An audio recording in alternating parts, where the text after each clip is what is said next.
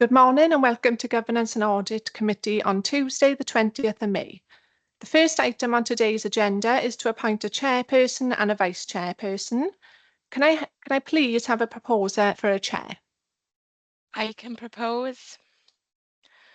propose Joanna Jenkins as chair and Andrew Bagley as vice chair. Thank you. Can I have a seconder, please? Happy to second both proposals, Chair. Thank you. Can members please indicate if they wish to abstain? Members, if you do not indicate to the contrary, then I will take it that this decision is supported. There are no indications to the contrary, so I can confirm that Joanna Jenkins will be chair and Andrew Bagley will be vice chair. Over to you, Chair. Thank you. Thank you very much, everybody, and thank you for your ongoing confidence and support of me. It's a pleasure to chair the Governance and Audit Committee, and it's good to welcome Andrew back into the position of Vice Chair. It would be remiss of me, however, at this stage not to thank Mark Owen, who was the Vice Chair last year. Mark, it was excellent working with you, and I know that collectively, both lay members and councillors, we make a very good committee. So thank you very much indeed. I would also, at this stage, before I turn to any other announcements, like to welcome, we've got two new councillor members to the committee. Councillor Sarah Thomas, who I can see is with us on screen today, and Councillor Matthew Crowley, who unfortunately has had to give his apologies. I'd like to welcome them both to the committee. Matthew's been on this committee previously, but Sarah, I know this is a new committee to you, so welcome and look forward to working with you. And I hope you enjoy this committee. We find it interesting, although it does take a bit of time to get used to the sort of type of work that the committee does. So anyway, after those thank yous and welcome, I just obviously want to make the standard housekeeping announcements. Obviously, we're not expecting an emergency drill in the civic building. This meeting is being recorded. Mobile phones are to be switched off, and anyone who wants to say anything, please indicate either on screen or in the chamber. So thank you very much indeed. I would also like to announce that from the next meeting, which is July, we're actually going to move to a 9:30 start for the pre-briefing, and then we'll have a 10:30 start for the meeting itself. That's to allow those of us who need to travel to the building not to get snagged up on the M4 and the A465. So thank you very much indeed. And we now move on to the third item, which are declarations of interest. I don't have anything to declare, but I don't know if anybody else has anything to declare, folks. I see no declarations, Chair. Thank you. Obviously, if anything arises during the meeting, the appropriate form can be sent out. So the fourth item on the agenda are the minutes of the previous meeting, and they run from pages 5 to 14. Are there any comments for accuracy?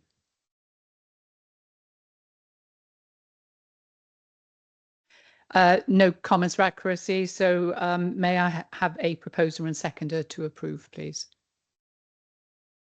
I'm happy to propose them, Joanne. Thank you, Mike. Seconder. I can see Andrew's hand gone up. So Andrew, you're going to second, are you? Happy to second. Lovely. Thank you very much indeed. So we move on then to the forward work programme, which starts on page 15. You'll note that the first page, which doesn't have a heading, actually has the plan set out. And on the second page, there are actually items which are going to be placed into the work programme as we go forward. Nadine, do you want to add anything? Yeah, thank you, Chair. Yeah, like you said, so as you can see, the forward work programme is in the papers, but it's going to be sent out immediately after this meeting to officers and members to have a little look at and be populated. As you can see further down, we've got items to be programmed in so they can be populated into each date. Also, I wanted to mention as well, I've recently been given the lay member survey, so which I will get in contact with the lay members to arrange a meeting to go through that survey with you. Thank you.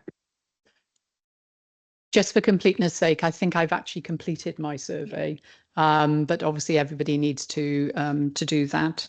As far as the situation with the Forward Work Programme, I'll send out an email after this meeting as well, just to see if there are any points that anyone wants to raise, because it would be good to welcome senior members of the leadership team periodically to this committee, just for us to have a briefing from them.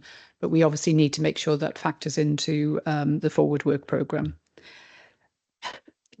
So if there's nothing else to add to agenda item 5, agenda item 6 is the Audit Wales Neath Talbot financial sustainability and local government sustainability reports.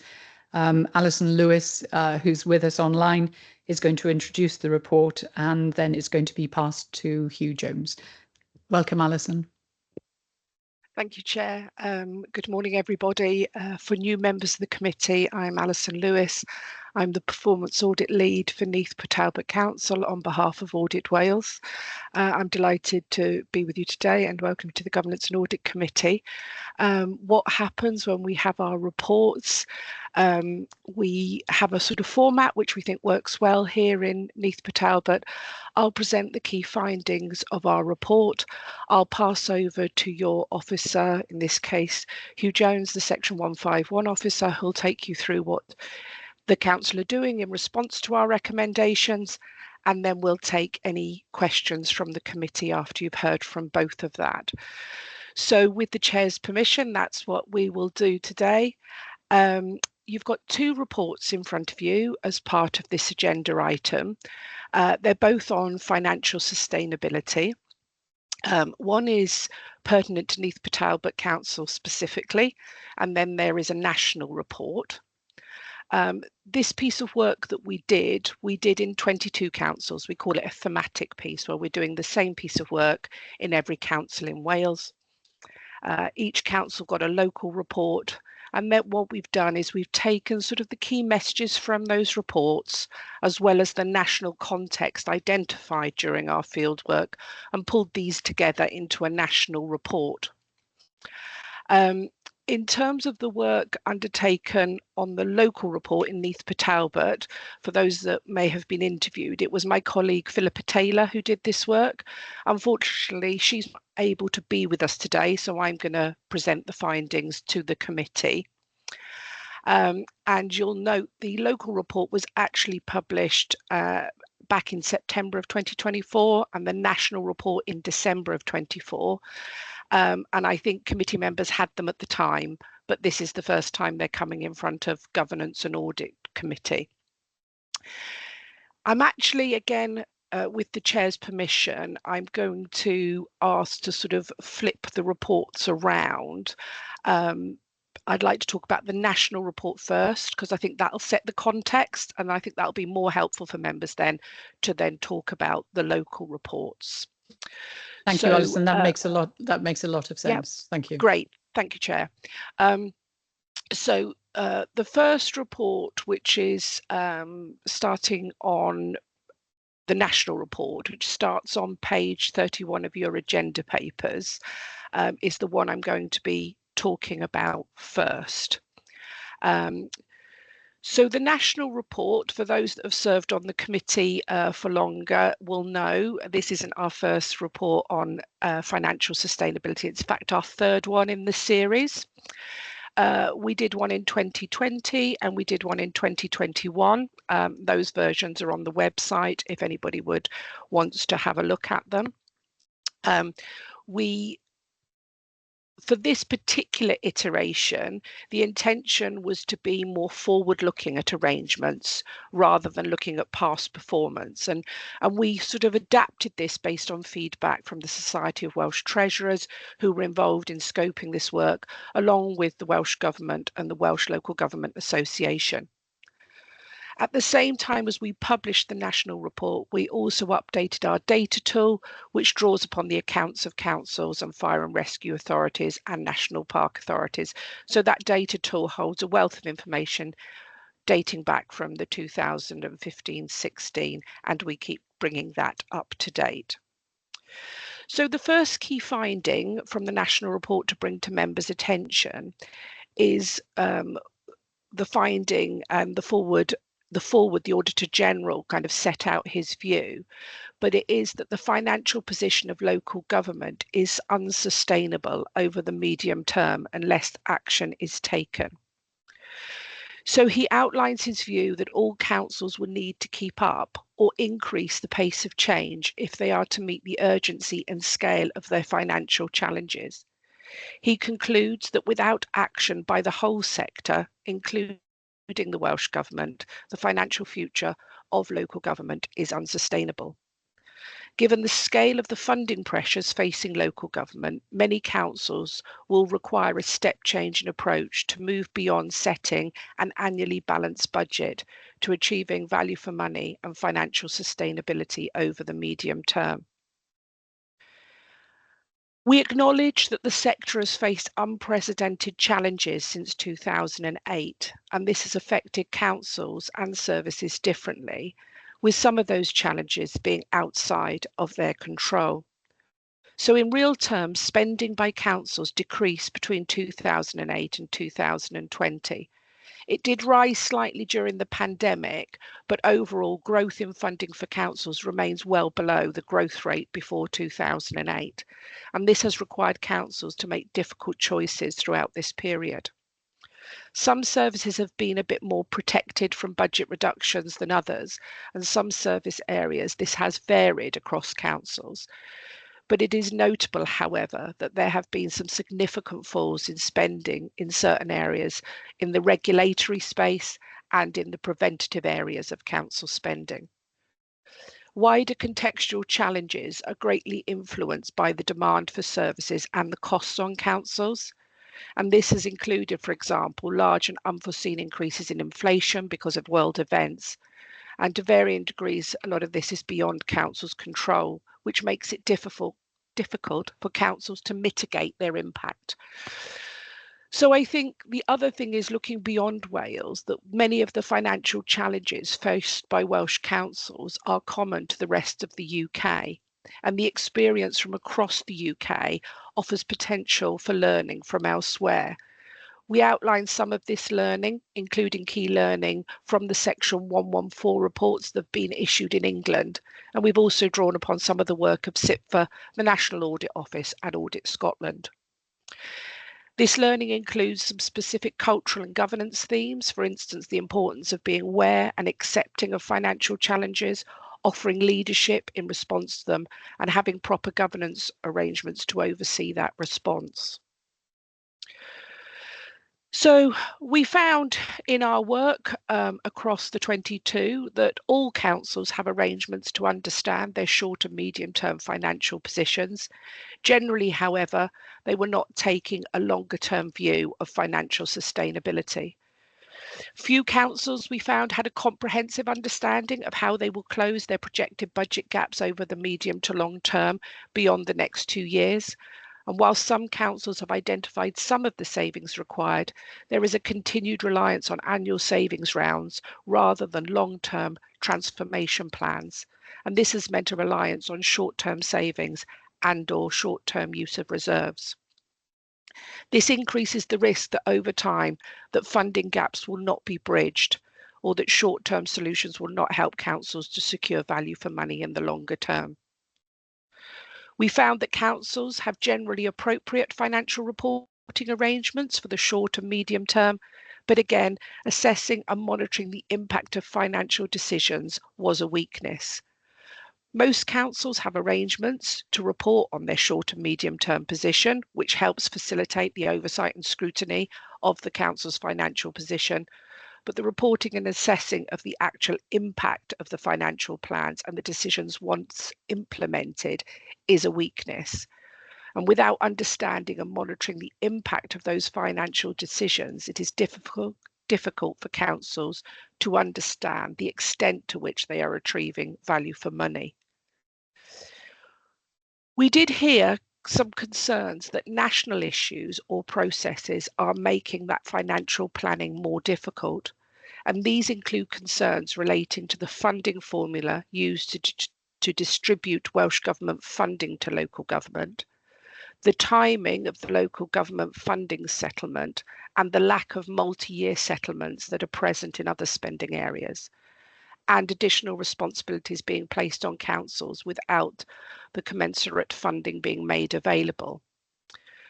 So we have reported these to provide context and balance, but we did not explore or assess these matters as part of the scope of the work. But to bring committee up to date, following on from this work, it is now our intention as part of the 2025-26 Local Government Studies Audit Programme to take a further look at the funding arrangements for local councils. So sorry to kind of talk at you for a little while, but it's a big report and I think it's a very interesting report. There's some sort of useful information in there in terms of the context and that sort of decrease in available funding for local government. I think it is really, really important for you to understand because that has a sort of a big impact on where the council needs to go. So if that set the national context, if I move on now to talk about the Neath Talbot specific report, we, as part of this work we did, which is under the Auditor General's powers that he does to discharge whether councils are doing value for money in the use of their resources, we were seeking to answer the question, does the council have proper arrangements to support its financial sustainability? As part of that, we reviewed the council's strategic approach to supporting its financial sustainability, its understanding of its current financial position, and its arrangements for reporting and oversight of its financial sustainability. Overall, we found that the council has arrangements in place to support its financial sustainability in the short term, but it lacks a documented longer-term financial strategy to support more transformative change and to inform members' future spending decisions. So the key finding really is that the council does not have that financial strategy in place to support its financial sustainability over the longer term. A clear and robust agreed financial strategy is important to identify how the council will respond to anticipated future funding pressures and particularly how the council will meet its projected funding gap in the short, medium and longer term. I think it's worth drawing members' attention to the school's reserves position at paragraph 33 of the report. In our report, school reserves balances at the end of 2024 were projected to be in an overall deficit reserves position of just under 3 million, despite there being an opening balance of school reserves at the end of April of 2023 of 6.5 million credit. It's a worrying position and one that Neath Talbot Council aren't alone in. In response to this, because we see this trend on schools' reserves in many councils in Wales, we are again intending as part of the 25-26 Local Government Studies Programme to do a piece of work looking at local education authority support for school finances.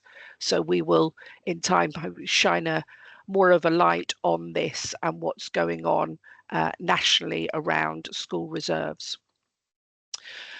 So to move on with the local report, we also found that the council has a good understanding of its financial position, but the lack of this comprehensive medium to long-term financial strategy means that there is currently no clear process for the council to be able to identify and document longer-term financial risks and potential mitigations. We found that the council's financial reporting arrangements are supporting regular oversight of its in-year budget position, but again, it's this issue about the financial sustainability in the longer term. We only made one recommendation for the council, was that it should develop and publish a clear and robust financial strategy showing how it intends to close the identified budget gap over the medium and long term. and this would help support members and other stakeholders' understanding in relation to the decisions that will be required to ensure that the future financial sustainability of the Council is secure. So thank you for committee for bearing with me. I know that's quite a lot to take in. You have the two reports in front of you.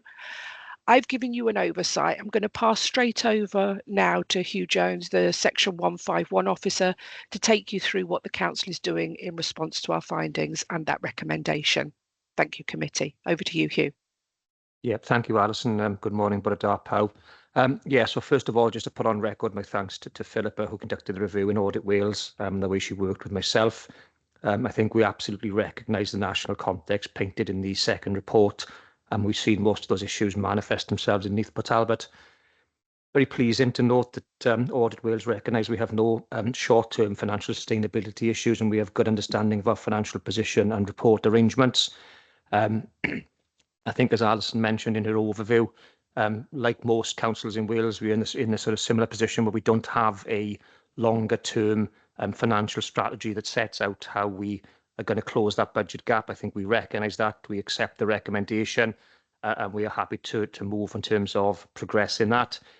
However, as Alison also said, you know, in the context of not having multi-year Welsh Government funding plans, it's extremely difficult to put a set of proposals in front of members around how you close a longer term funding gap without actually having any certainty in what that funding gap is. However, we recognise it's best practice. So last week in our senior leadership team, we had our first sort of kick-off meeting in terms of developing that medium-term financial strategy. Obviously, as you'd expect, we'll come up with a set of assumptions, a set of scenarios. We had a first session with our cabinet member on it yesterday. So we are setting the ball rolling, and we hope to bring a report back to members before the summer recess on the medium-term financial strategy. It won't have the funding gap closed, but it'll set out the scene. And then as we get through the budget setting process, we're looking to develop then that medium-term financial strategy. So really wanted to give an assurance to committee that that we are taking the recommendation seriously. We are working on it, and as an SLT senior leadership team, we were taking it forward. So. And finally, Alison, interesting to see the note around the work you can do on school reserve. So I'll be looking forward to feeding into that. So I'm happy to take any questions from committee members. Thank you. Diolch. Thank you both, and they're very important documents. I found them to be interesting reads. I do note that on page 52, under the heading Exhibit 2, Common Themes of Section 114 reports, there are 4 points, and the third one says a common theme of the Section 114 reports, inadequate governance processes, and highlights a significant lack of oversight by councillors, particularly by Governance and Audit Committee. A lack of skills contributes to this. That's why it's so important that as a Governance and Audit Committee, we totally understand our role and we fulfil our brief.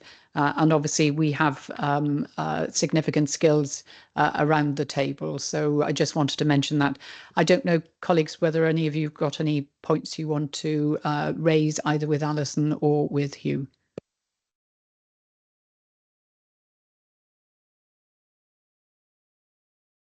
So it's just one question for me, Chair. It's just on timing of the report. I sort of note it was issued in September 24. Just I'm trying to get an understanding of how, where that report sits then, if you like, between the work finalising, noting obviously the national context as well, where the paper followed, I think, in December. Now we're in May. Is that sort of a rumination of the the officers, and or is there any reason why it's not come to us a little earlier than now?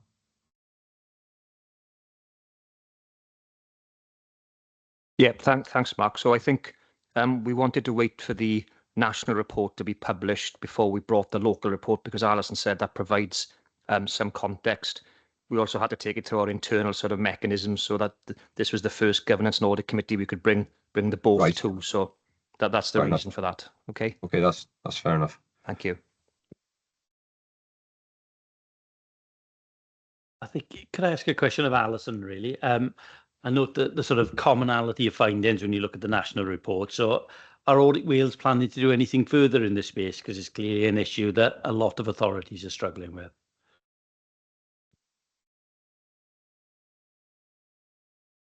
Hi, thank you for your question. So yeah, I've pointed in my sort of discussion of the report to this work has led to 2 further pieces of work being included in the local government studies programme for 25-26. One is looking at the issue around how local government is funded. So what we heard some consistent messages around the struggle that councils have with those particular points around the lack of multi-year settlements, the lateness of the hour of the settlement figures coming to local government, and some of those challenges around additional sort of duties and powers being put on local government without necessarily the funding to go with that. That's not our finding. They were messages that we were being told. So we've put some work in the programme to look at that a little bit more, because as I think, as Hugh said, the issue around council struggling to do that really long-term thinking without greater clarity around long-term funding is one of those challenges. So we'll do a little bit more work on that. So that's part of it. And the other piece of additional work that we're doing in this area is around the school's balances, because there obviously is an emerging picture there around those school balances going quite quickly in a negative direction. So we're going to be doing a piece of work. So they're the 2 identified pieces of work following from that. But in terms of the local context, what we do as part of our we have sort of an ongoing sort of assurance and risk assessment work. We keep a sort of a watching brief on what council's doing in response to the recommendations that we've issued. And, you know, I know from speaking with you that they are working on the medium-term financial plan, which is the recommendation that we made in our report. But also Governance and Audit Committee here have a role. When we issue local reports to the council, there are recommendations, and part of the duties of the Governance and Audit Committee is to satisfy themselves that the council is taking due regard to external auditors' recommendations and the recommendations of its own internal audit, and can satisfy themselves that sufficient progress is being made. So as a Governance and Audit Committee, at any time you can ask officers to come to hold account, to check on progress against those recommendations. I hope that helps answer the question. Thank you very much. Do you want to come back, Mike, or is that? No, thank you. Thank you, Alison. I note there are 2 hands up. So Councillor Sarah Thomas. Thank you. So you mentioned that this is a problem that a lot of councils have, and I was just wondering, are there any examples of councils that are doing a particularly good job of a long-term strategy that we might be able to take a look at and learn from? I think where there was any practice that was sort of notable, that's included in the main report. But the Society of Welsh Treasurers, which isn't something that we're involved with, but is, as the name on the tin says, it's the Welsh Treasurers get together. So they kind of meet regularly and support each other. So they're pretty well sighted of what each other is doing. I can't speak for the whole because I didn't do this study in the 22. I don't think anybody's nailed it, would be the honest answer. I think there's probably people that are further ahead than Neath Talbot in terms of a more developed, more mature medium-term financial plan. I think there were areas, councillor, where some councils I know, when they were reporting, you know, you get your quarterly budget update reports, instead of just reporting how the council was doing against its in-year position, they were also doing updates on how it was doing against its medium-term financial plan as well. So in reporting on the savings, not just saying how they were doing in year, but also the impact of that on future years. So yes, we've got that in the bag. We've also identified a further saving. We're going to bring that in 26, 27. So again, some reporting just was taking that slightly longer look than just the immediacy of in year, if that helps. Yeah. Thank you. You wanted to come back in? Yeah, I was going to make a similar comment, Councillor Thomas, in the fact that lots of councils have got sort of glossy looking medium-term financial strategies. Have got graphs and pictures and trends and things like that. But I've yet to find one in Wales that actually has got a medium-term financial strategy that says, this is the problem, these are the solutions, and we have a balanced budget over the next 5 years. So I'll take on board Alison's observations there and perhaps including within our normal quarterly reporting a little bit of a longer look, but I've yet to find somebody who's actually nailed this. So thank you, Chair. Thank you very much. And obviously, we're going to need to keep a close eye on progress and obviously particular progress with regard to the recommendation on page 26. Andrew Bagley, you've got your hand raised. Yeah, thanks, Chair. I think you've just covered it. I think my consideration here was a really interesting report. I think Hugh's given a very good update in terms of what the council is doing. I suppose my question is, what are we as a committee going to do to monitor this?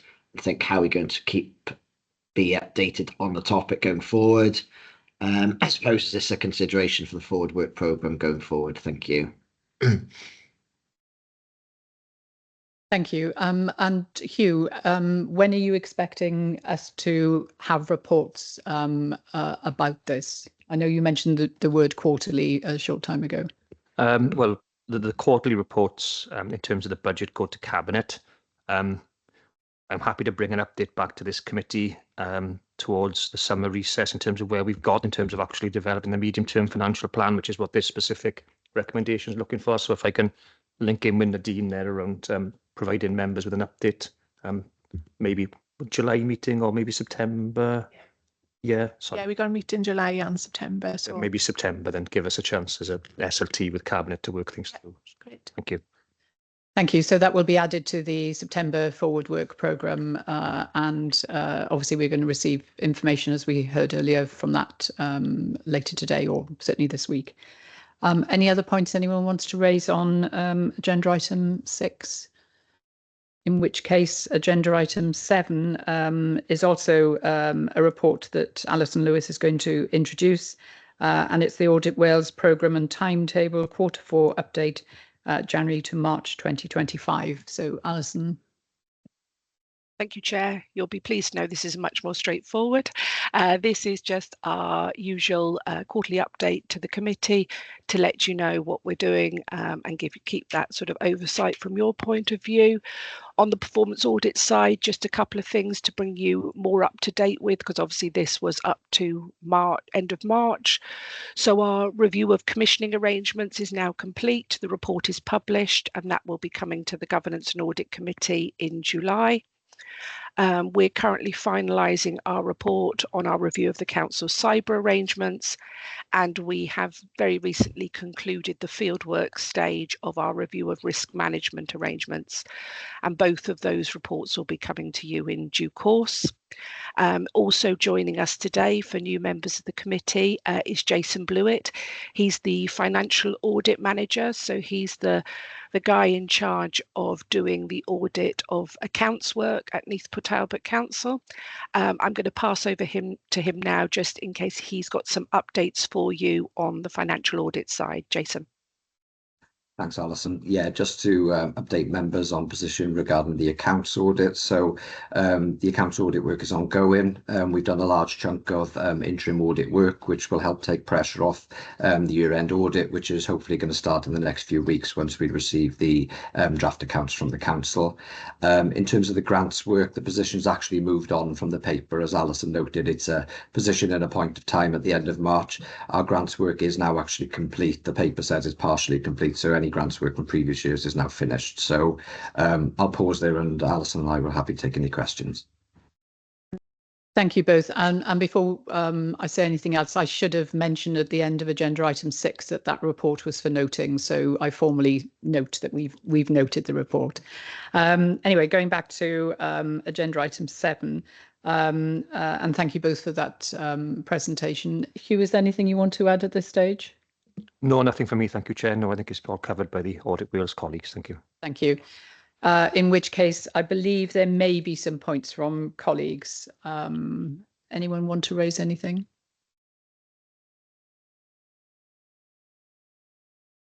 No, I see no. Oh, yeah. So can I ask a question of Audit Wales, please, Chair? Just a timing issue, really.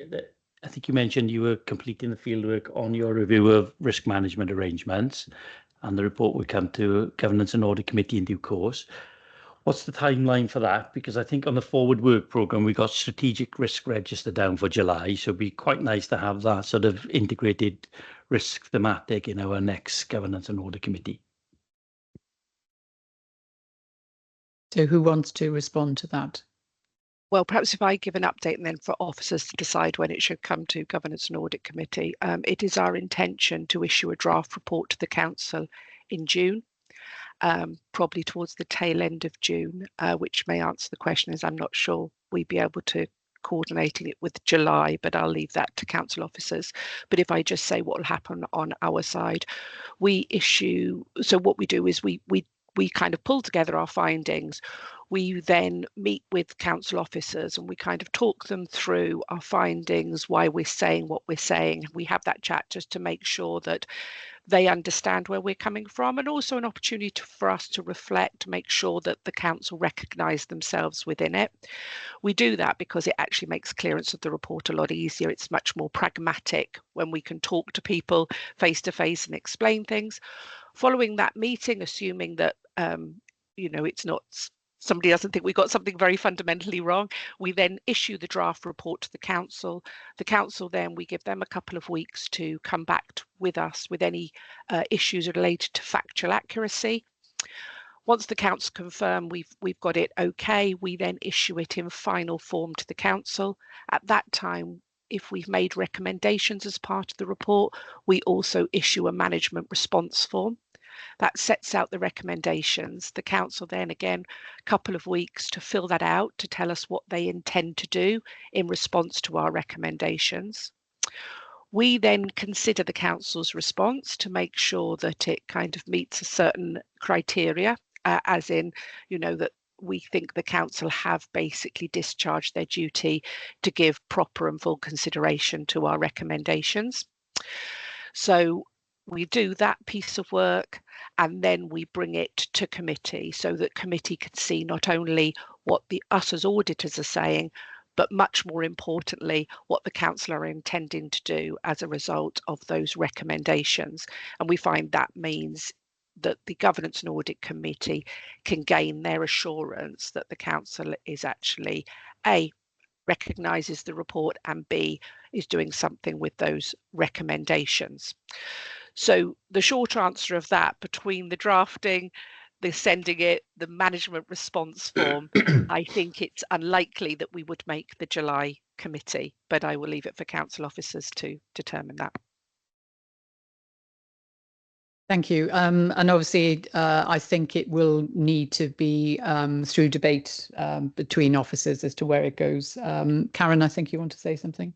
Thank you, Chair. Yeah, in light of the process and the timeline Alison has just taken the committee through, we would do our best to bring it forward in September. But if you just got to bear in mind, we're into recess and the holiday season as well. But yeah, we'll do our best to bring it forward in September, but it may indeed be the following meeting, Chair. Thank you very much. Andrew, I can see your hand is next. Yeah, thanks, Chair. I think Jason might have answered one of my questions that I raised at the pre-brief, but I suppose, Jason, my concern was in terms of the grants, I think you said they've now been completed. Some of them go back to 22, 23. Is there anything that we as a committee should be concerned about in terms of the time span between a grant finishing and the claim, liability, etc.? Because I suppose March 23 seems a long time ago. Thank you. Yeah, no concerns for the committee to be aware of. I wasn't involved in the audits in previous years. Obviously, I started in January time, but my understanding is that the bulk of the delays fell on our side. Committees will be aware that over the last couple of years, we've played catch up with a number of areas of work post-COVID and some resourcing issues, which have now been addressed and we have caught up, but appreciate that's a longer delay than perhaps we probably should have been given. But going forward, we're now in a better position, but I don't believe there's any impact on terms of, the funding for those grants or anything. It's still come to the council as it should have done. Right, thank you. Thank you very much. Interesting question and response. Mark, you're next. Thank you. Yeah, to go back to Alison's comment there, just on the enterprise risk piece. I might have missed it, sorry. Alison, how long do we give management to respond to the draft when it's issued? Noting you said it'll hopefully be ready in June. 2 weeks. So if we get the draft report out in June and management have 2 weeks to respond, I'm just trying to understand why it'll be September's committee that we might not get sight of that until. Because the council respond to us in 2 weeks. We then have to deal with any issues that they've raised or any changes. We then have to make the report finalised and get it translated. We then issue it to the council once it's finalised and translated with the management response form. The council then have 2 weeks to complete the management response form about what they're going to do with our recommendations, and that's when it comes forward to committee. So it's not a case of just if the council clear the draft, the next day we issue the final. We've got to do, we put it through publishing, we get it translated, it becomes a public record for our website, etc. And then there's the management response form to be done. Okay. So I'm assuming though you guys hold a formal exit meeting where all of the issues that are essentially in the draft report are discussed before you issue that draft report, though, yes? We have a meeting with council officers where we talk through our initial findings. It's a bit of what we call a sense check meeting. It's an opportunity to highlight some of those things, discuss some of the issues around it. We don't share the draft report at that stage. Following that meeting, we may or may not reflect on some of the evidence and on the report. Then we finalise the draft and we issue it to the council following that meeting. Okay. And then we give council 2 weeks in to respond to that. But sometimes we're prepared to be flexible. If it needs to make a particular senior leadership team meeting, or if the council want to take the management response form through cabinet, we don't hold them as deadlines. We work with the council because ultimately what we want is a positive response to the committee, well thought through management response forms and everybody committed to driving improvement. So, we work with the council in terms of getting that final output out and to committee. Okay, thanks for explaining. Yeah, no, I was going to say, no, I'm pretty clear. I appreciate you've got a due process. I guess from my understanding, I'm trying to kind of see. Apologies. I'm trying to understand, is there a way of making that a little bit leaner? I mean, this is a key piece of work, I guess, from our perspective, because risk management's been talked about for quite a while, and I feel that it's been in need of maturing for well, certainly since I've been sort of on the committee now. So yeah, I understand, perfectly clear. As I say, I think best endeavours, if we are able to get it to the July committee, great, because I'd like to think that your findings are probably pretty clear, and we've as a governance and audit committee talked about this for quite a while now. I know Joe was obviously engaged as well as part of the interviewees for the process. Are we as laypersons going to be able to get sight of some of the draft findings that you're looking to position alongside management as well? I'm certainly interested to see how that's shaping up, I guess, before it gets to kind of ink dry on the page, if you will. No, we have no mechanism for clearing draft reports with members. We share them with our key contacts. It's up to the council what it does, but it is not something to go into the public domain in the draft status. It is not allowed to be published until it is finalised and approved and set. So draft reports are not allowed to go in the public domain, if that helps. Sorry, I wasn't asking for the draft report, but I'm asking for kind of, if you're discussing findings with management and we are tasked with discharging our duties of overseeing whether management are doing a robust job of risk management, it just seemed to make sense to me that we don't just wait for the final report. We may have some value to add ourselves. That was the thrust of my point. No, it's not a point where we're doing more field work. It is a point where we have a mechanism where we discuss with the council our draft findings. That's a meeting between us and the officers involved in the process. Then we will issue the draft report to the council. If you are requesting to see a copy of that draft report, that is a matter for you to take up with the relevant officers in the council. Okay, we'll do that. Thank you very much. Does anyone else have any points they want to raise? in which case this particular agenda item is for noting. So we note its content and we move on. And obviously, I will have conversations with officers with regard to the timetabling of the document, and we take a note of the points that were raised. So the next item on the agenda is the agenda item 8. And I believe, Jason, you're going to introduce this document. Thank you. Yes, I am. Thank you, Chair. So, yeah, this is the usual audit plan that we produce each year. It sets out the work that we're going to undertake, the team doing the work, the timing and the fee. So I'll cover the financial audit bit and then pass over to Alison to take you through the performance audit section. So in terms of financial audit, as you know, our work is around auditing the financial statements and whether they give a true and fair view. We don't provide absolute assurance. We work to the concept of materiality and on a risk basis. So the materiality levels set at the planning stage are shown on page 7 of the report, the key risks on page 8 to 12. I wasn't proposing to go through each of the risks on a line-by-line basis. You'll be familiar with some of them from previous years. They tend to be linked to the significant balances in the accounts. One I would just draw attention to is the one regarding to IFRS 16, which is a new accounting standard brought in this year. So obviously we'll do a piece of work as part of the audit to check that it's been implemented correctly for the financial statements this year.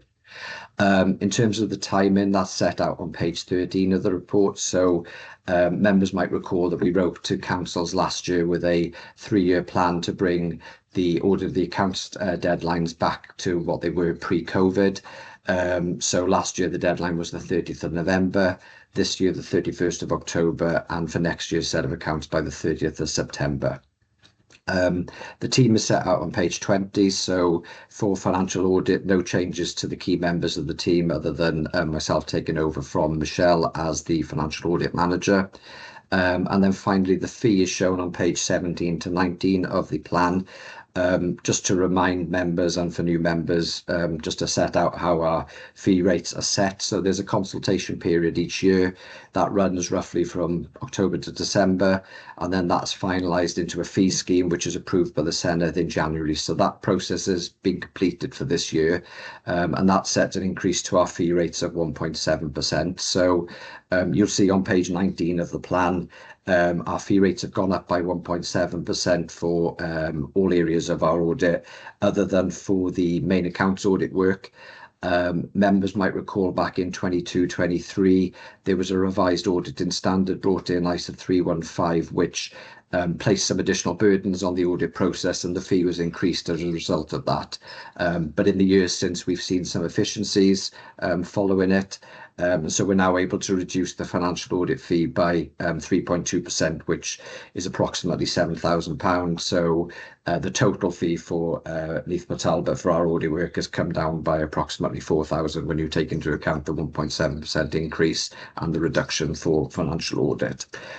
Just to remind members as well, we are governed by the Public Audit Wales Act, so we can only charge for the work that we undertake. So any fee that we give you in this plan is obviously an estimate, and we'd only charge you for the work done. So obviously if we do come under the estimate, we will issue a refund. If it's more, then obviously we will have discussions with you about an additional charge to be raised. So I think I'll pause there and pass over to Alison, and then I'm happy to take any questions on any of those areas. Thank you, Jason. So the performance audit work programme for 25-26 is set out on page 132 of your report pack, or page 16 of the audit plan itself. There's going to be one piece of thematic audit work.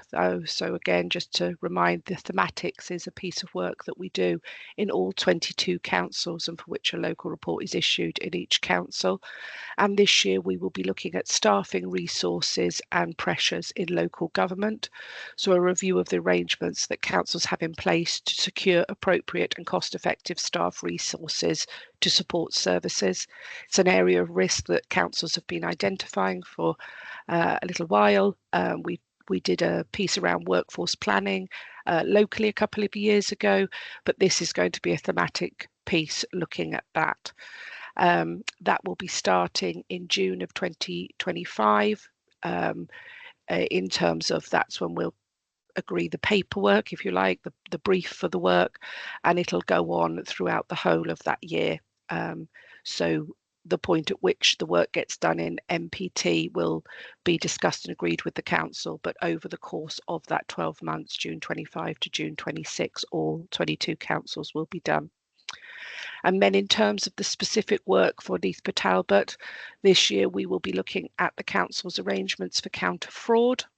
So our review of counter fraud will be looking at the progress the council has made to implement the 15 recommendations made in the Auditor General report for Wales on fraud, and the extent to which the council has proper arrangements in place to prevent and detect fraud and secure value for money. The other one we're looking at is decision-making arrangements. Our review will examine if the council has put in place proper decision-making arrangements to secure value for money. This is a piece of work the council is doing some work on at the moment, and the council has initially requested both of those pieces of work take place as late in the year as possible, because they want to do some work first, and then, you know, for us to come in. We're happy to accommodate that if we can. So probably those two pieces of work will take place certainly Q3, potentially Q4 of 25-26. Thank you. Thank you both very much. I don't know if anyone has any questions. I know in our pre-briefing a colleague had raised one point, but I think it's possibly been covered. Does anyone have any questions? Mark? Yeah, it's just one quick one. Sorry, I was going to mention it in the previous agenda item. It was just obviously with cybersecurity being well, it's been a hot topic for years, right? And noting obviously you've got the review of the council's cybersecurity arrangements ongoing. I just wondered, does the review that you're doing, and I guess looking forward, and it's probably a question for Steph thinking as well about her audit plan, does it cover extended enterprise risk as well? So, you know, you're looking at the council's arrangements. I'm assuming you're looking at the corporate network, but are you also looking at third parties and your kind of NEOT, so operational technology impacts as well? So, you know, with street lighting, traffic control and other areas. So I'm just trying to get a feel for how broad that cybersecurity arrangement scope is that you've got ongoing. There is a project brief for the work that sets out the question hierarchy for the thing. So that will set out the questions that we're seeking to answer and the criteria. So I think that probably would be a good starting point. Again, it's up to council officers, but if councils or officers are prepared to share with you the project brief for the work, again, have no problem with that. It's not a matter for the public domain, but if council officers are happy to share the project brief for the work, that's a matter for them. Thanks. Any other points anyone wants to raise? Sorry, Yes. Mark. Mark didn't seem very happy. Did I not answer it well enough? I'm just looking for comfort around the breadth of scope of the work. I'm not asking for specifics on systems or anything like that. It's trying to get a view of how wide that scope is. Sorry if that's sorry, what you were asking. I wasn't trying to be. I suppose probably my technical knowledge, it's not a review I've undertaken, so I probably don't know the answer to your questions. The project brief sets out. No, appreciate it. Thanks for clarifying that. That would be perfectly acceptable. And sorry, I wasn't trying to be funny. Yeah. I just thought. Thank you. I didn't want to give you misadvice around whether something was covered or not. So I think the project brief should set out that. If that doesn't, I'm very happy to kind of get the answer to the detail of your question from the guy that undertook the work. So yeah, no, I didn't want you to be dissatisfied. So yeah, I wasn't trying to be a blocker. I was trying to be sort of helpful. If you need furthermore, come back to me, Mark. We'll get your answers. I appreciate that. I guess the point for the wider committee and certainly members that are maybe not as au fait is, I don't doubt the council probably has pretty good, and I'd like to think they'll have pretty good arrangements around its corporate network. Okay, so that's essentially people coming in using their devices to log on to the key systems in the council. But what you find is quite a lot of vulnerabilities for cyber attack come through third parties and extended enterprise risk, where you have other systems which essentially can interface with your corporate network. So that's the reason for my question, because if we don't know the answer to that, then we've potentially got unmitigated cyber threats in the council. So we need to know, as a governance and audit committee, how much breadth of coverage we've got, hence why we need to know. So that was why I was probing it. So apologies if I seem like a bit of a pain on that one. I'm just trying to kind of get clarity in my own mind where we may have exposure. And it kind of ties back to a conversation we've had previously with Steph around the IT/OT budget that she's got with third parties. Is that going to be enough? So it is a pretty fundamental point, because we've obviously all seen recently how some pretty big players can be affected in different ways, and it's not all through, you know, OT equipment, but it's a key kind of consideration for councils in terms of critical infrastructure that we are managing, that we know exactly where our gaps are. So that's why I was probing that one. So, but thanks to Alison, appreciate the context. Actually, it's if you don't indulge me, Chair, just a minute, I think it's kind of quite an important thing. I think I probably should have said when we talk about the report on cyber, that will be slightly different in terms of how it comes to Governance and Audit Committee. Obviously, because of the nature of that report, we won't be doing that in a public session. So we will bring the report author to the committee to talk about that report, but we'll have to think about how that's done, because it's certainly not one that will be appropriate to do in the public domain. Thank you both for those points, and obviously we're going to come back to the later topic in the future.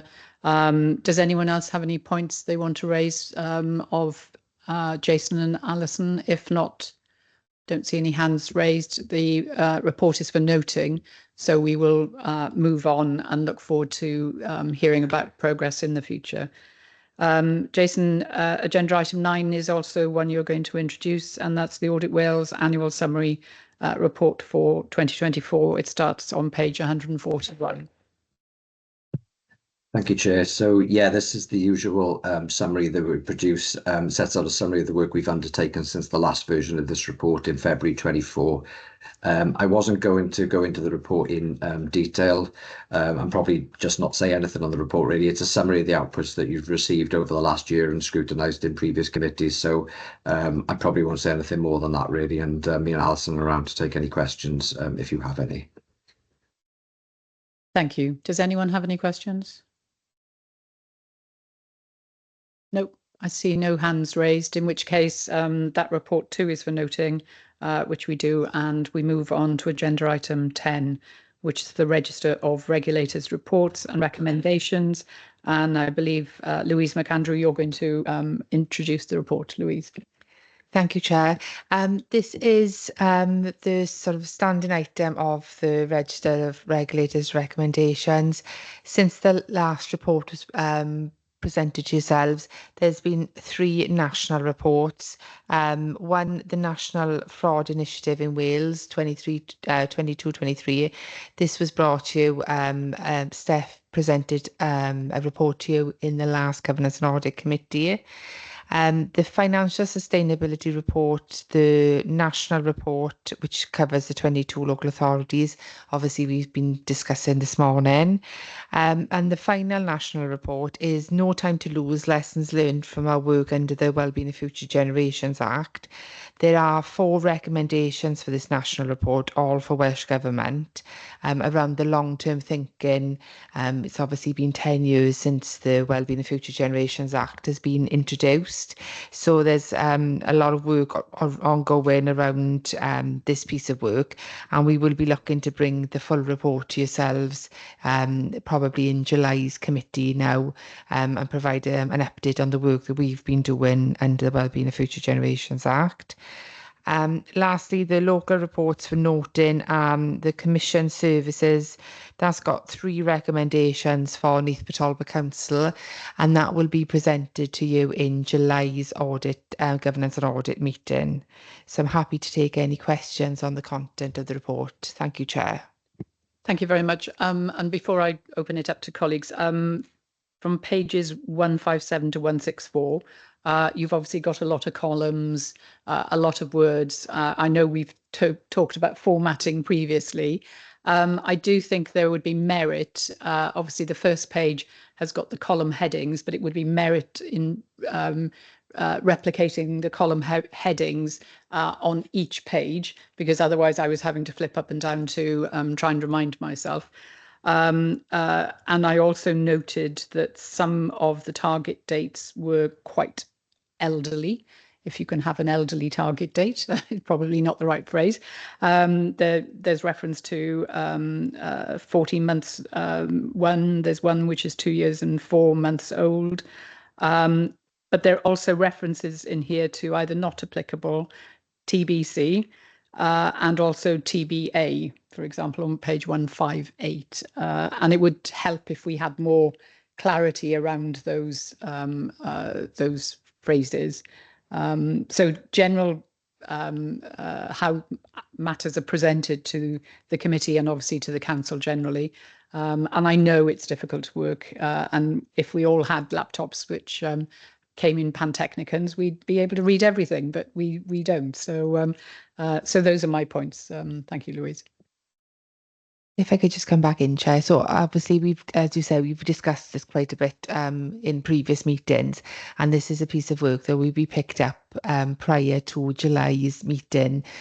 We want to revamp the regulators' reports to give you a bit more meaning, adding a bit of value to the reports themselves, and then hopefully we'll be able to close off some of those recommendations that we know that have been dealt with, and so then you will just be reflecting on the open recommendations for further progress. Thank you very much. And I know I sound a bit like a stuck record, but it's just if it's difficult for us to get to grips with, we can't then fully understand the details that sit within the reports. Any points any colleagues want to raise?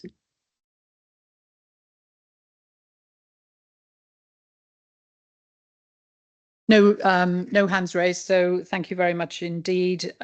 This report is for noting, and we look forward to see the next iteration when it comes back in due course. So thank you very much. And moving on to agenda item 11, Steph, that's your report to introduce, and it's the draft internal audit plan for 2025-2026, starting on page 165. Thank you, Chair. And first and foremost, can I draw attention to a typo, and apologies for it. On page 171, the carry forward activities currently refer to 23-24. They should refer to 24-25. And the reason for them being in the plan is they're specific pieces of work where not all plan activities are delivered up to 31st of March, and they do straddle year end. So these themes of work, ones where they carried across that 31st of March 2025 item. So again, apologies for the typo. So the draft internal audit plan 25-26 approach is based on the requirements of the global internal audit standards in the UK public sector, which are new for 25-26 and replace public sector internal audit standards. The approach included an assessment of the council's strategies, objectives and risks, as well as the council's audit universe, risk assessment and prioritisation of the potential activities, and wider assurance mapping. What you'll see in the plan is a slightly different format to prior year. So you'll see a risk register reference column where we've considered strategic, directorate and service risks. You'll also see reference to service level agreements where we do specific work on a cyclical basis, for example, schools. And you'll also see fundamental financial system reviews coming through. We don't review them in full every year, but we do review finance systems on a cyclical basis, as well as obtaining control risk self-assessment assurance on the wider pieces too. To inform the assessment, information was gathered from a wide variety of sources, council key documentation, review of committee information, and engagement with stakeholders. And I would like to take this opportunity to say thank you to officers and members for their involvement in the planning approach to date. 3 key areas I would like to highlight to committee before going out to questions is 3 points where there's either change or a difference in approach. So the first is ICT internal audit. Up to 24-25, ICT internal audit has been delivered in-house by the in-house team. And for 25-26, my goal is to ensure that we can commission qualified and experienced ICT internal audit resource to deliver that. So what you have currently in the internal audit plan is a block line in there stating ICT internal audit and an amount of days where we have budget to obtain that resource. What will occur is once that resource is commissioned, which we're near to that point, the first thing that will be delivered is an ICT audit needs assessment with myself and the Chief Digital Officer to review those audit opportunities within the area, prioritise them and assess the priorities for 25-26. What that will also enable is that assessment of whether that those days and that budget is adequate to meet our needs, and that will move forward. The other thing to flag is that the plan does not stay static. So we will, and I will, review the plan throughout the year through engagement with officers, engagement with members, and wider assurance mapping pieces coming through. Any significant changes to the plan will be shared with SLT for awareness and discussion, and they will also come to Governance and Audit Committee for approval. The other small point to flag too, the template for this plan, again, will look different to prior year.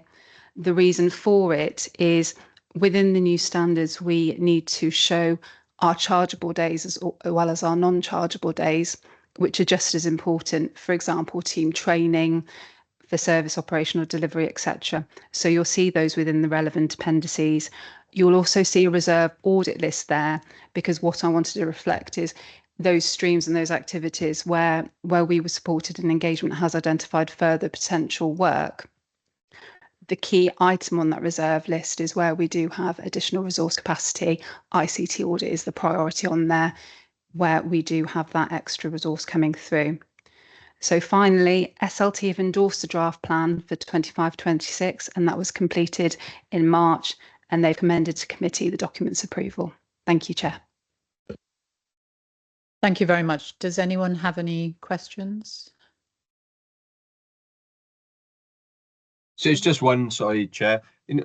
Steph, the sickness estimate, I think it's on page 179 of the papers. I mean, is that based on current sickness, knowing that we're probably going to have more absence this year, or is it just a kind of guesstimate? Because I guess always a strange one with sickness budgeting in for days, because you may have no sickness. Obviously, I know we've had plenty, right, in the council over the years, so it's something that the audit team has managed since Anne-Marie was the manager. But just trying to get a read on that one, because potentially get a chunk of resource which become operational days there, I suppose, is what my thinking. And thank you for that query. So that is an estimate that's been applied to our FTE. So we have 7.86 FTE, and we apply a 10-day estimate per person, which I believe is robust and actually is part of a contingency for us. You'll also note there's wider contingency held within the plan for vacancy management, for example. Where we do have that contingency come through, if we do have turnover, for example, there is the opportunity for us to further commission days where we need it. And that's my goal. One, we'll have the opportunity to commission ICT audit resource, but we will also have the opportunity to commission operational audit resource where needed. Thank you. Thank you very much. Any other points anyone wants to raise? Mike? Can I ask a couple of things? Can I make a couple of observations first as well? So I support Stephanie's approach to ICT coverage, which you outlined at the beginning, because that was one of my main observations from read through, is that it felt very light in terms of ICT coverage for an organisation of this size. Second one is an observation or request. I mean, for my reading, at least, it would be helpful to have understood some of the mapping which went behind other drivers for what ended up in the plan, so we'd understand a bit more about your coordination and reliance on other assurance providers, for example, and maybe even that balance of strategic risk coverage. I would have liked to have seen the background to it. But one of my questions then would be, there's quite a gap between SLT endorsement of this plan and it come into GAC for Governance and Audit Committee, you mustn't call it that, for approval. So does that cause you a delivery issue? You know, is the timing of this meeting not optimum for you? I'll take those 2 points separately, if that's okay. So for the first one, welcome your feedback on the method and approach that was taken to deliver the plan. What I will be doing for 26-27, get my years right, because we're dealing with quite a few years at committee today. So for 26-27, what I will schedule is a workshop with committee up front. So that'll either be prior to Christmas or the January meeting after, one to go through the method and that data and all that information and that assurance mapping coming through, and also get committee's views on the key risks for consideration. This year for 25-26 plan, a meeting was held with chair and vice chair, but that will be broadened out for next year. So definitely, and thanks for that feedback. Can I just say, Steph, I think that would be really, really helpful for me, and I think it would be useful for all of us. Thank you. Your second query in regard to the timing of committee. So from an audit perspective, because work doesn't fully align to the financial or audit year, we do have work that straddles year end. So what we have had, while there's SLT endorsement in March and committee approval in May, what the audit team has prioritised in the last 6-7 weeks is, one, the 24-25 carry forward pieces of work. We mark them as high priority on the plan.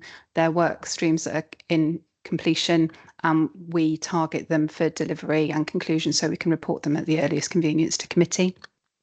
What we also have is service level agreement pieces. So for example, schools, we have a 3-year audit cycle where we review all schools that are local authority maintained, and those pieces of work have been prioritised up front in the year, as well as investigation pieces. So the timing of this committee hasn't prevented the prioritisation of work and delivery of focus that we need.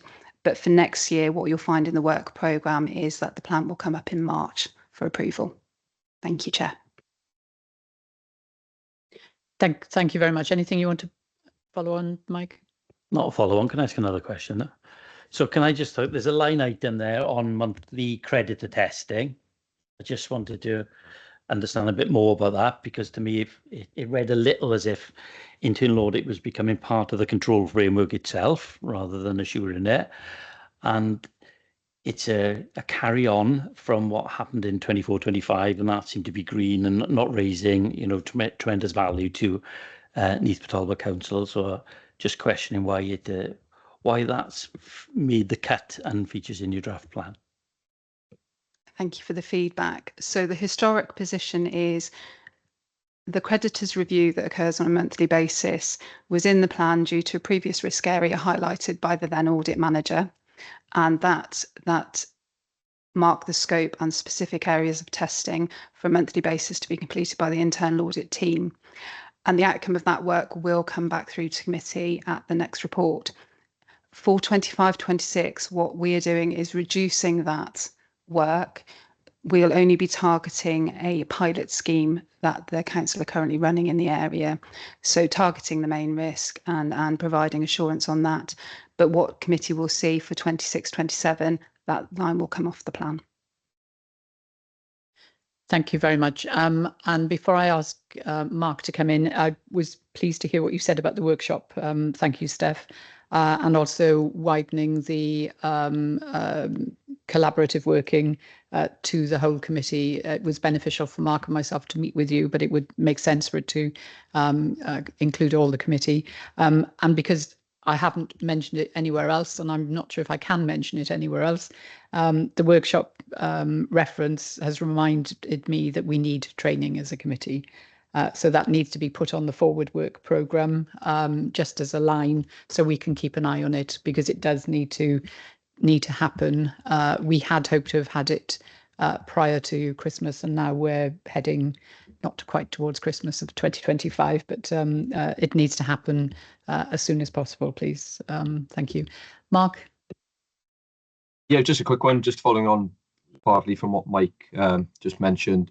And Steph, correct me if I'm wrong, but I think when myself and Joe have met you previously, I think one of your aspirations is to develop an audit universe as well, isn't it? So sort of kind of help you drive those annual plans. But correct me clearly if I'm misrecalling that. Yes, we currently do have an audit universe, so one has been drafted to support this year's plan.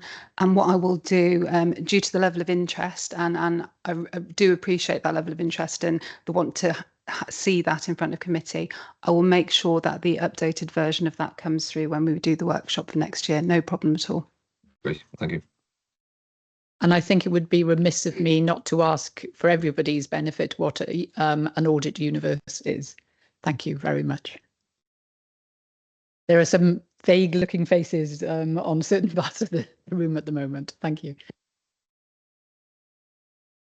Thank you, Chair. So for an audit universe for me is the range of audit activities that could be completed at Neath Port Talbot Council. So the range of audit opportunities for review. And then what we do with that audit universe, we then consider those areas. We consider risk assessment and prioritisation of those areas. And then we also consider the wider assurance that's coming through potentially on those areas.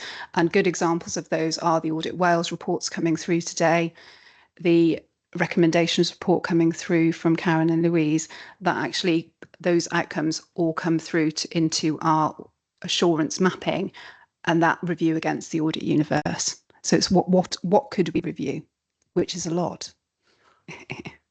Universally large. Thank you very much. Does anyone else have any points they want to raise?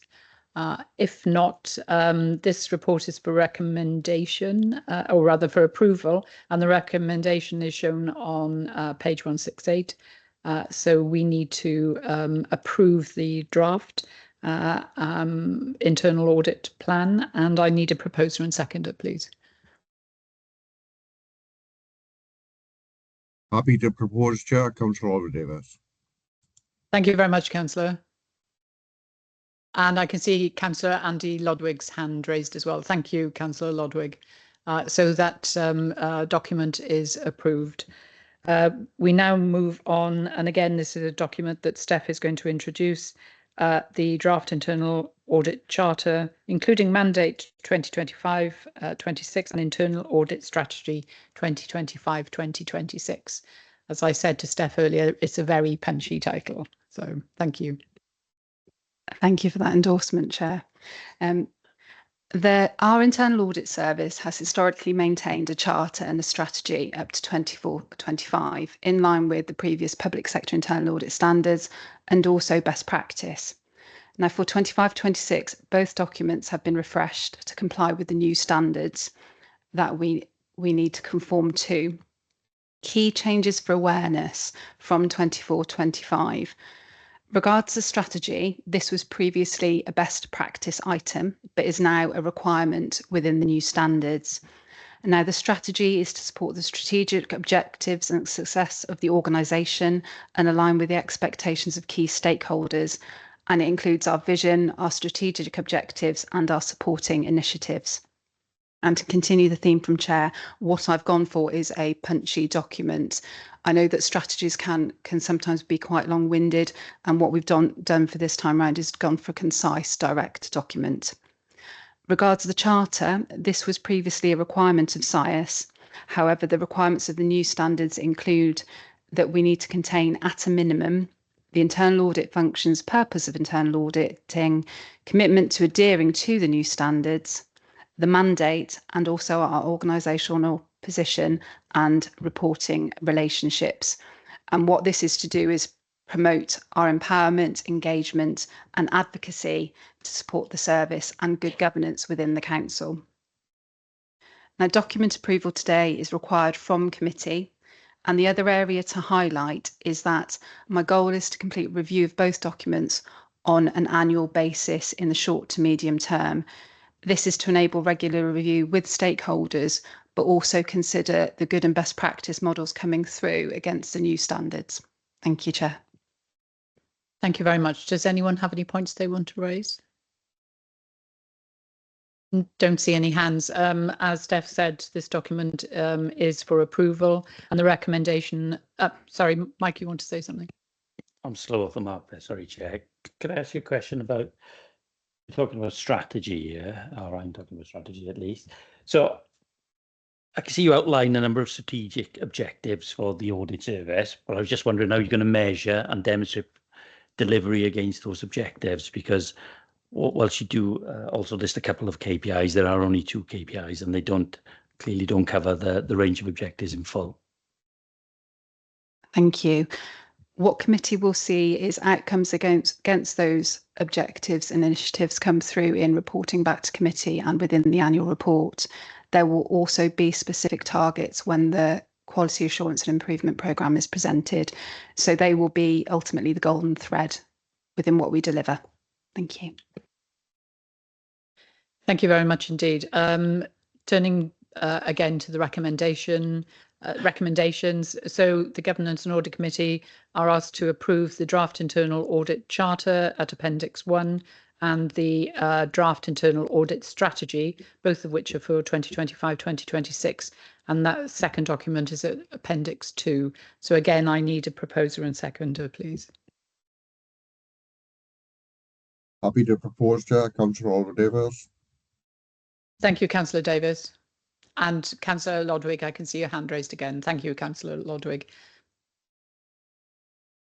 In which case that document's approved, and we will now move on to the next document, which starts at page 203. It's the Internal Audit Update Report for 2024-2025. So over to you, Steph. Thank you, Chair. This is the third and final report for 24-25. It includes confirmation of 92.5% delivery of the revised plan to draft audit report at year end. We've got 6 finalised outcomes between February and March 2025, 2 of which are reported through agenda item 16. And we've also got wider activity delivery in there, including post-audit reviews. For committee awareness, this time round, we only have reasonable or substantial assurance opinions within the report. Therefore, senior management update has not been required and is not contained within the document. As reflected in Appendix 2, we have a number of audit activities that straddle year end and are due to be finalised shortly, and you should expect the outcomes of those to come through in due course. What I'd also like to do before passing back to Chair is take the opportunity to thank the internal audit team and council officers and stakeholders for their hard work and efforts within 24-25. This has enabled achievement of the final position against the revised plan 24-25 and will support the annual audit opinion that will come through to committee in July. Thank you. Thank you very much, Steph. Do colleagues have any questions they want to raise? Mark Owen, thank you. Thanks, Chair. Yeah, just 2 quick ones for me. Steph, just on the payroll admin audit, just wondering if you could confirm whether the scope there, noting its substantial assurance, was covering privilege, sensitive access and segregation of duties in the processes, please. Yes, it did. Thank you. Okay, and no violations or any issues. Be comfortable, yeah? All good. None noted within the audit report. Okay. And then just one other one. I noticed a 24-25 audit on performance data, which we've deferred into the current year plan now. It's on page 214. We've previously discussed model governance or end user computing application risk. So I'm just wondering, is there a plan to start weaving that into the audits, noting that we've probably, at least I'm not aware that we have embedded any kind of framework around this at the moment, but certainly assuring data and obviously the mechanism spreadsheets that we use to get that data. It's probably an area that passes some people by, but it's definitely a key area for audit. And thank you for that feedback. There is a reason why the performance data audit has been deferred, based on where the council are regards corporate plan update and review of how that is then delivered and how performance is assessed against it. that regards your points, we will certainly take them on board, and when we discuss scoping updates, we'll bring them through. Thank you. Thank you very much. And Steph, I just want to note the fact that on page 205, there's mention about mandatory training, and whilst the level of mandatory training achieved post-audit review was 63.8%, the completion rate now is above 75% for 5 of the mandatory courses. Obviously, that is an improvement, but we would ideally be looking forward in future reports to learning that mandatory training is signed off by all officers across the County Borough Council. So it's a comment rather than anything else. It's something that we'd obviously referred to in previous meetings. So, Steph, I don't know if you want to say anything about that. I'm not requesting that you do, but. The only point that could be useful, so post-audit review, we complete it as at a point in time, and those statistics are from that point in time. Wider actions across the council, so we have recently actioned the Thinky system, which is a mandatory training system for officers to access training through, and also for managers to manage it and monitor that. That is being embedded at the moment, and the understanding is that should help to improve those rates. Thank you very much indeed. Any other points anyone wants to raise? In not, then this report is for noting. So we note the report and move on. The next item, agenda item 14, it's a question of urgent items to be raised at the discretion of the chair. I understand there are no urgent items that we need to consider, so we will move on to part 2 of the meeting, and we are going to need to move into private session, and I will need a proposer and seconder to adopt that move. Councillor Sarah Thomas, do you want to say something, or you're actually proposing? Happy to propose. Thank you very much, Councillor Thomas.